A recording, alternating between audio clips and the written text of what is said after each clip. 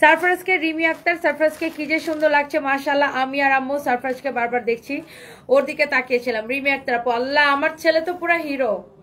ও দিশামণিকে বিয়ে করার জন্য পাগল হয়ে গেছে, বুঝছেন? কি বলবো, ও তো বুঝে না কিছুই বিয়ের, মানে এটা মনে করছে একটা মজা মজা খেলা খেলা। আর দিশামণিকে দেখে তার সে কি হাসি, ওরে আল্লাহ, ও দিশাকে এত পছন্দ করে।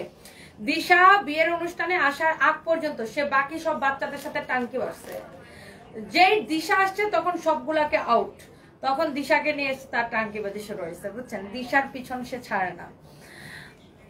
আবার দিশাকে নাকি বলছে, দিশা দিশা চলো আমার ড্যাডির কাছে যাই, বিয়ের কথা বলি। আমি এগুলা শুনে হাসতে হাসতে শেষ, এটা আমার ছেলে এটাকে পাগল হয়ে গেছে, ও কিছুই বুঝে না বিয়ের। বাট ও ছোট্ট একটা বাচ্চা, কি বলবে বলেন, ওইটা মনে করছে একটা মজা, বুঝছেন?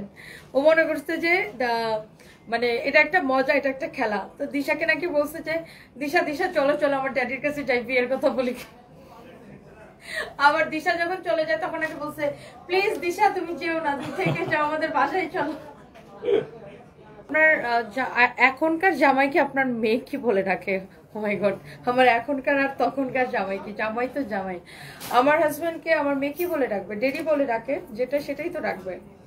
শুনেন, আমার হাজবেন্ডের কাছে আমার সারপ্রাইজ যেমন, সানবি ঠিক তেমন। আলহামদুলিল্লাহ যে আমার হাজবেন্ড দুইজনকে সেম ভাবে ট্রিট করে, কখনোই সানবি সারপ্রাইজ আলাদা কিছু না। আমার বোনের বিয়েতে তারপরে লীরা আপু আসছিল, আমি অনেক খুশি হয়েছি, আমি যাকে দাওয়াত দিছি সেই আসছে। আলহামদুলিল্লাহ, মানে আমাকে সবাই মন থেকে ভালোবাসে, এটাই হচ্ছে সবচেয়ে বড় বিষয়। হ্যাঁ নাও, একটা জিনিসকে, আমার বোনের বিয়েতে আমি কোন শাড়ি পরেছিলাম আমি একটু দেখাই দেবো। একটা জিনিসকে জানেন, এক জায়গায় কাজ করতে গেলে একটু কথা হইতে পারে, একজনের আরেকজনের বা কোনো কিছু অনেক কিছু পছন্দ নাও হইতে পারে, তার মানে ব্যক্তিগত আক্রমণ করাটা কোনো ভালো জিনিস না। দেখেন এক সময় মানে আমাদের সবার মধ্যে একটু মনোমালিন্য হইতে পারে, তার মানে এই না যে আমি, দেখেন ফারিয়া আপুকে কিন্তু আমি কোনোদিন ব্যক্তিগত আক্রমণ করি নাই। ওনার পার্সোনাল লাইফ নিয়ে, ওনার হাজবেন্ড, ওনার মেয়েদেরকে নিয়ে আমি কোনোদিন ব্যক্তিগত আক্রমণ করি, উনিও আমাকে করে নাই, নেভার এভার। হ্যাঁ, অনেক সময় আমাদের মতের অমিল হতে পারে, বাট কোনোদিন না। এই যে আমার বোনের বিয়েতে আমি যাকে দাওয়াত দিচ্ছি সে এসছে, লীরা আপু আসছে, আমি খুব খুশি হয়েছি। আর কি বলছেন, শৌকত জং, বারিশা হক আইফোন 16 কিনছে, তুমি কিনো নাই? ভাই আমি হচ্ছে এমন একটা মানুষ, আমি show off, I don't like it. আমি শো অফ করা একদম পছন্দ করি না।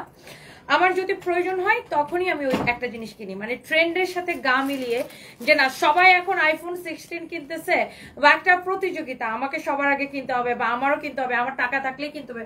না রে ভাই, আমি যদি বিল গেটস হইতাম তাও আমি আইফোন 16 সবার আগে কিনতাম না, বা আমার কেনার দরকারই নাই। আমি আইফোন 13 প্রো ম্যাক্স ইউজ করি। আমি 13 প্রো ম্যাক্সটা ইটস অলমোস্ট 3 ইয়ার্স আগে আমি দুবাই থেকে কিনছিলাম। তো একটা ফোন কিনলে এটা তো 3-4 বছর এমনি ভালো থাকে, এত দামি একটা ফোন আইফোন।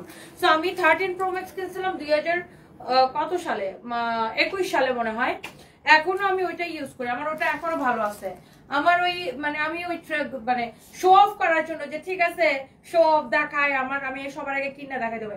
ভাই একটা আইফোনের দাম কত টাকা? 1.5 লাখ টাকা, তাই না? এরকমই তো হয়। তো এটা কিনা শো অফ করে দেখানোর কি আছে মানুষরে? এটা দেখানোর কি আছে আমি তো বুঝি না। আমার আই ডোন্ট লাইক ইট। আমি এই জন্য হচ্ছে যে মানে কখনোই স্রোতের সাথে আমি গামে মানে মিলাই না। আমার যতটুকু প্রয়োজন, যেটা